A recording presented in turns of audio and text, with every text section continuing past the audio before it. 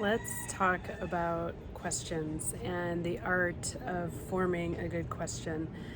When we take really good care of the questions we ask, we can get more information, we can receive more intelligence just through the process of forming the question before we even receive any answer. And so I think this can go for all questioning.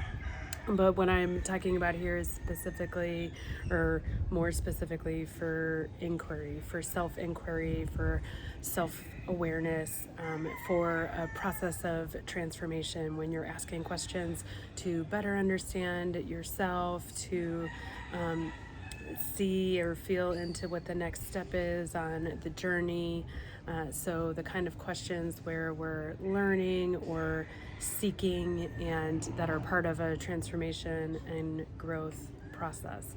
So, when we're starting on that journey, a lot of the questions that come up are really around awareness, like having greater awareness of who am I and how did I get to be this way and how does it feel and do I like it? Do what are my preferences and do I want to change them? What are my beliefs? And if I really look into them, do I still believe this or that? If we're asking a question that's so.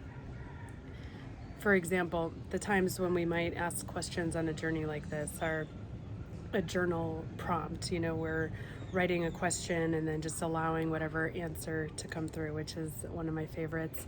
Or if we're pulling cards, tarot cards, or any sort of decks that you might have, and you ask a question, or you're going into a ceremony or a retreat or some sort of situation where you're setting an intention, which in a way you can think about that as a question. It's creating this space for what you would like to experience or what you're curious to experience. So there are all these like types of places where we ask questions or we pose a question. Maybe we're working with a mentor or a teacher of some sort, and they're asking us questions. To stimulate something or to feel into spaces where maybe we do have a knowing, but we've forgotten. Or we do have a knowing, but it's become so integrated with who we are that it's not necessarily in our awareness. It's in our subconscious more than our conscious. And so we ask questions to draw that up from within us. We ask questions to go in and see what we find, and it's a wonderful thing to do because our minds love to solve problems for us.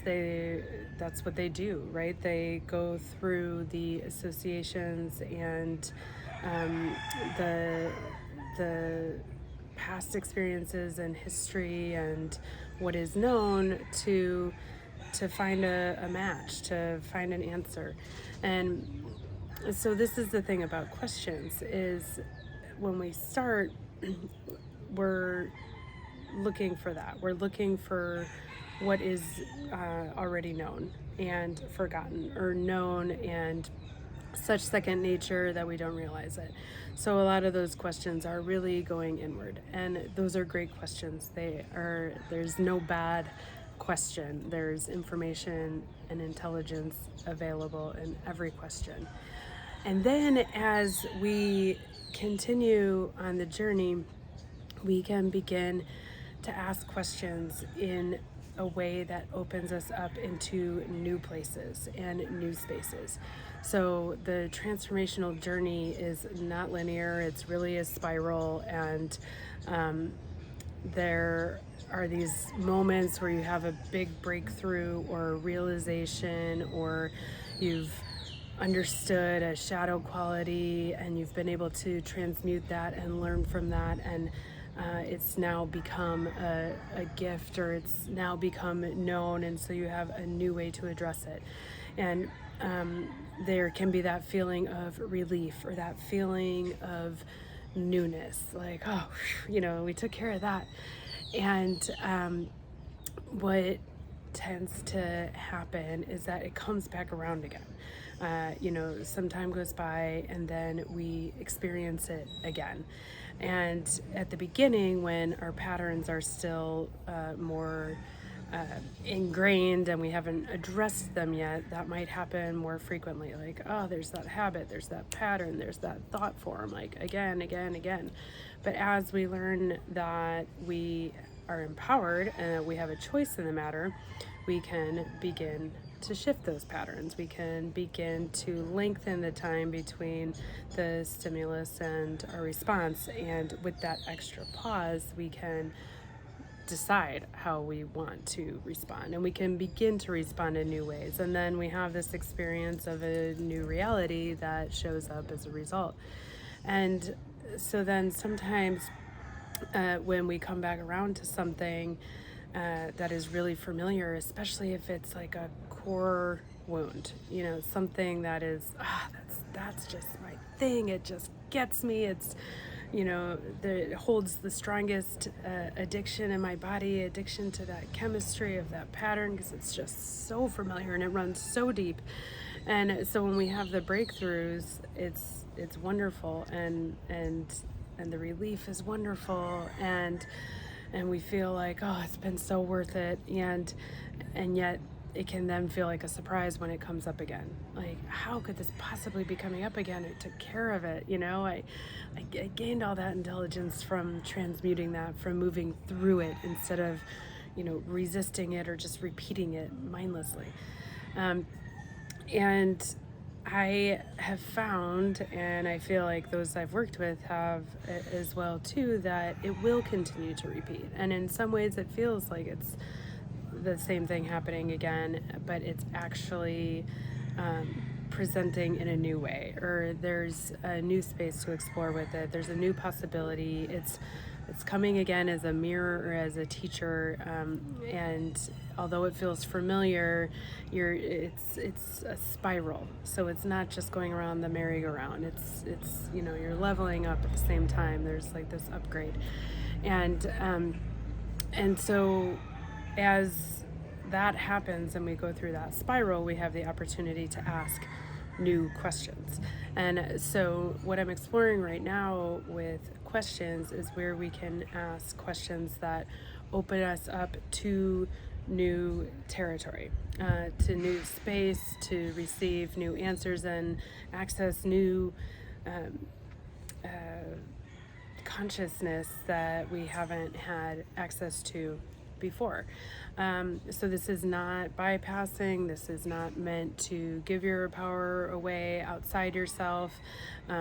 Like I said, a lot of the initial questions really are about going in for self-inquiry and awareness. And then this, next type or level or invitation of questions is to go out, is to really like open a door, open a gateway to new territory and new space.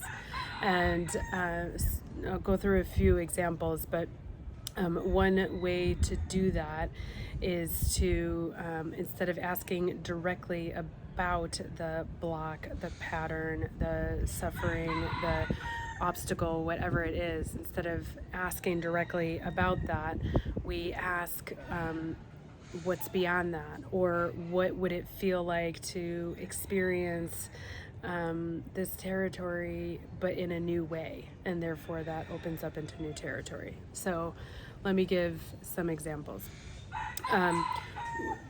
Let's start with something like physical pain, right? So that's something that we can all relate to at some point. We've all dealt with pain.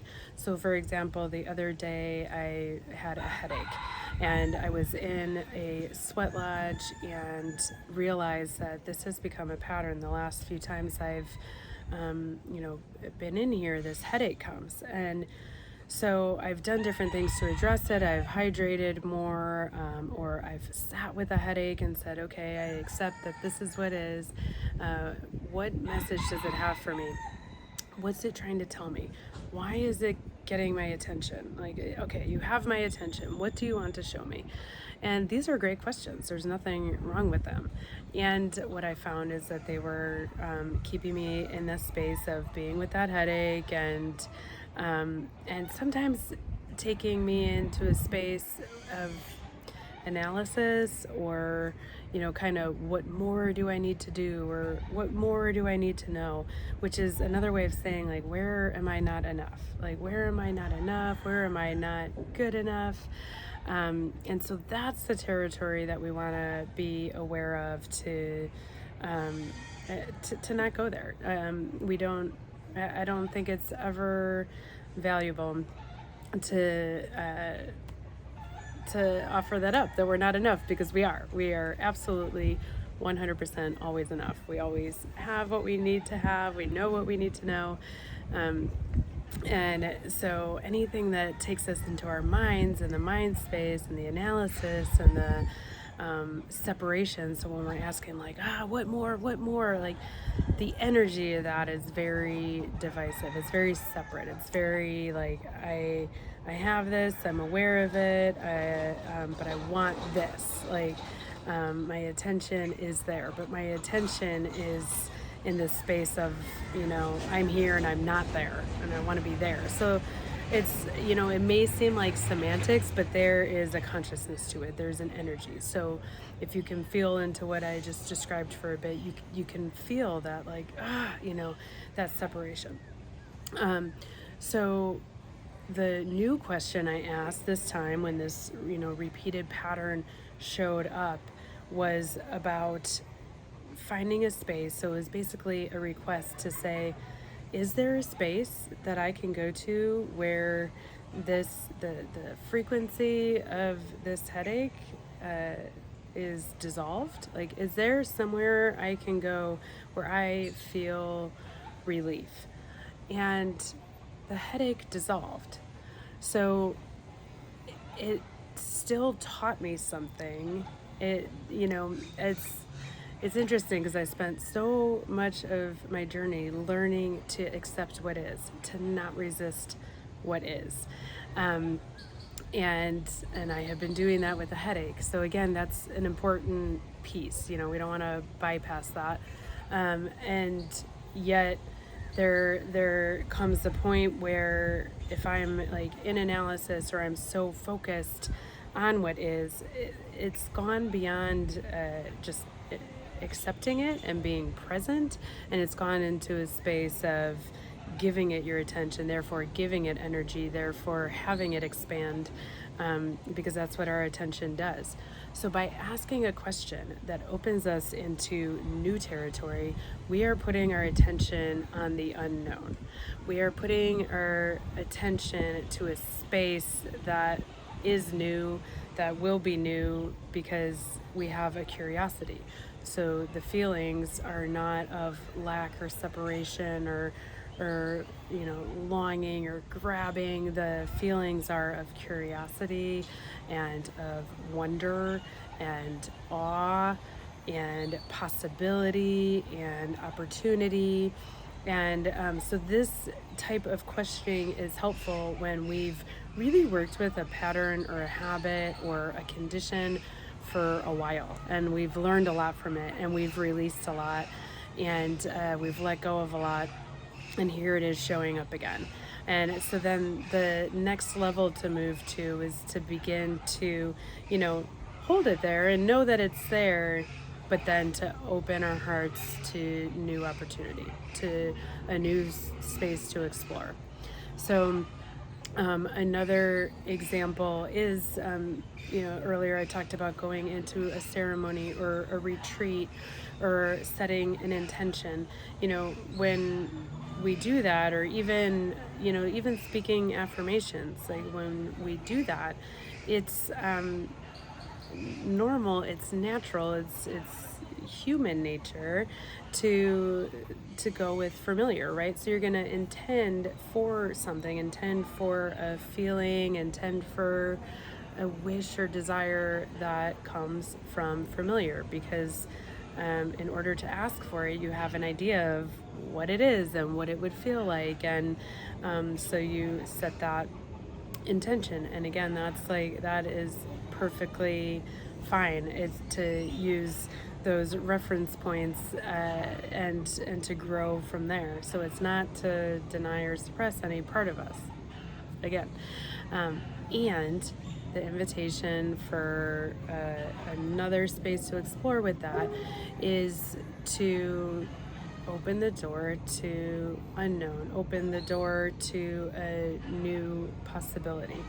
An example, like in meditation, for a big part of my journey when I was learning meditation, I really thought meditation would be or feel a certain way, the absence of thoughts or a feeling of presence, or I thought I had an idea of what wholeness might feel like. And so maybe that was my intention, or that was my practice, was to sit down and be with those feelings.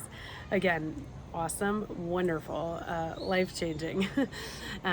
And at some point, as I started to meet other people who were meditating and seek out new resources, books, teachers, music, podcasts, different things around meditation, I learned about all these other possibilities that go beyond the limits of our body and our humanness.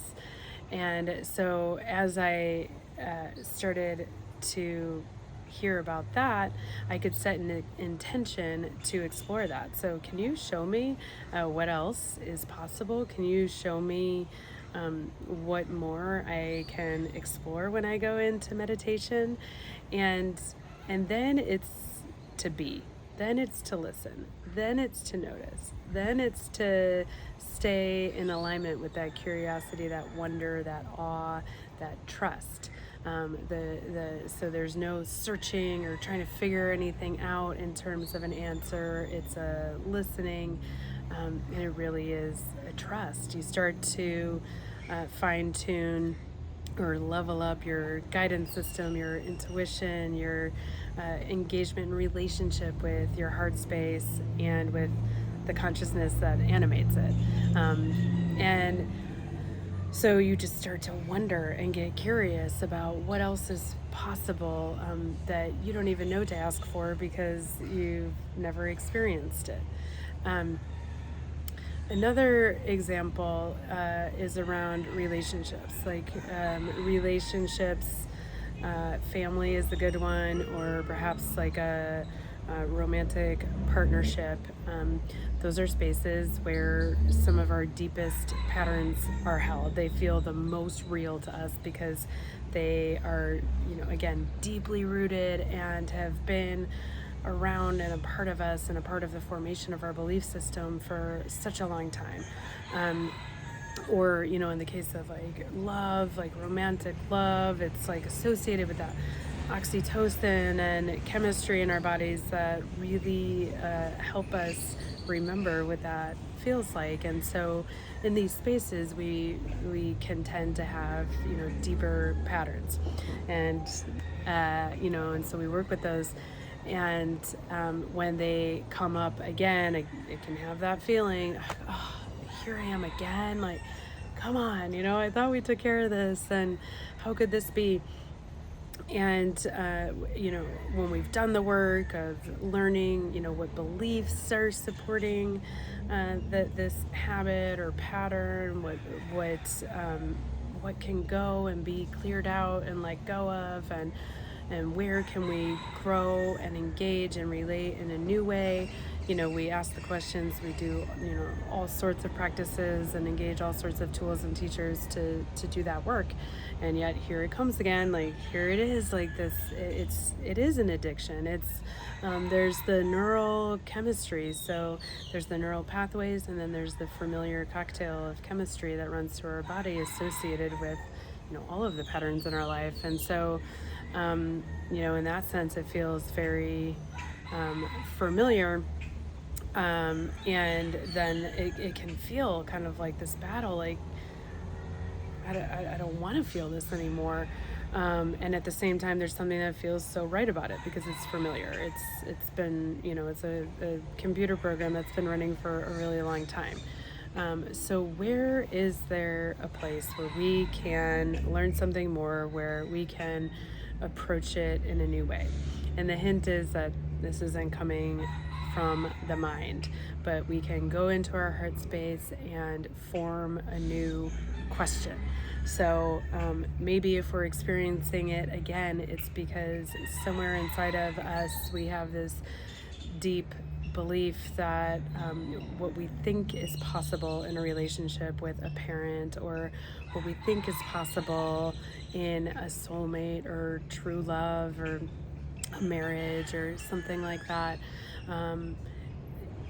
is possible, but we've and honestly, I think that if we have that belief, the universe loves us. It's not an asshole, so it's not like, oh, that's cute that you have that belief, too bad that's not possible, that can never happen.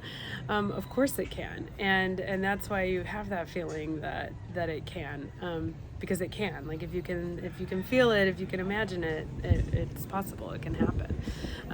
But maybe you haven't experienced it yet.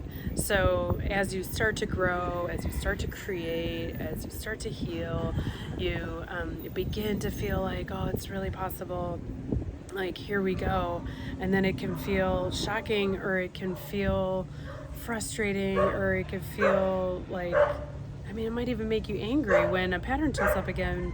Like, come on, what the heck, I'm growing. And so maybe there are new questions to ask, and maybe it is saying to space, saying to source consciousness, to infinite intelligence, to whatever you want to call it, the universe. Can you show me? Can you show me the space where I can be in unconditional, loving relationship? What does that look like? What does that feel like? You can ask, is there a possibility to love and stay in my wholeness? Is there a love available? Is there a relationship available where I can be my fullest expression and trust that it is safe for me to be that way? That's a new kind of question. You don't have to figure out the answer. You don't have to think about it. It opens the door. And again, just so we're clear that we're not giving our power away, or bypassing anything by asking a question that's more outward facing than inward facing. The question is being asked to the infinite field, to the quantum field, to the universe. The question is being asked to see and feel and experience a new consciousness. And then through the practice of being still, being present, accepting what is right now, but really being in a state of beingness, we can receive the answer. We can notice the answer, and we stay curious. We stay open, even if that feels scary. We stay in awe. We stay in wonder, and this state of openness allows us to then receive, to be shown, to let the new space open up and reveal itself, and then we can bring it in. Then we can bring it in into the heart space. We can integrate it there, right here, and integrate it there, and practice, and then get better at remembering that we can look for these new ways, that is part of the growth process as well.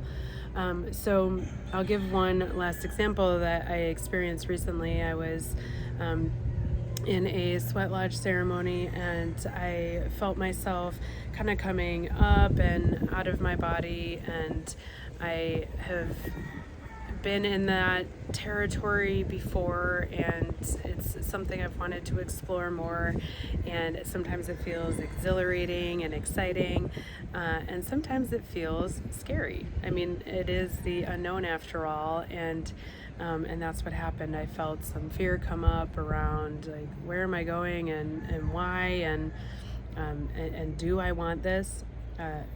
Great questions to ask. But I also remembered this time to ask, like, is there a way I can feel safe and explore this territory?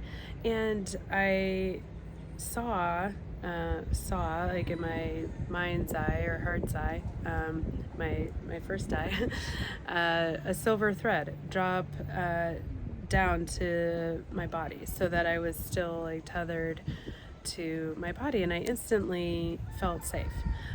That was new territory for me, to ask a question instead of to say like, oh, can you make me feel safe? Or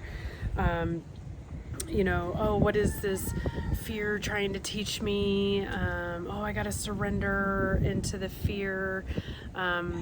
Instead, it was like a very calm noticing, like, oh, okay, I kind of have some fear here. I wonder if there's a way to have this experience without that fear.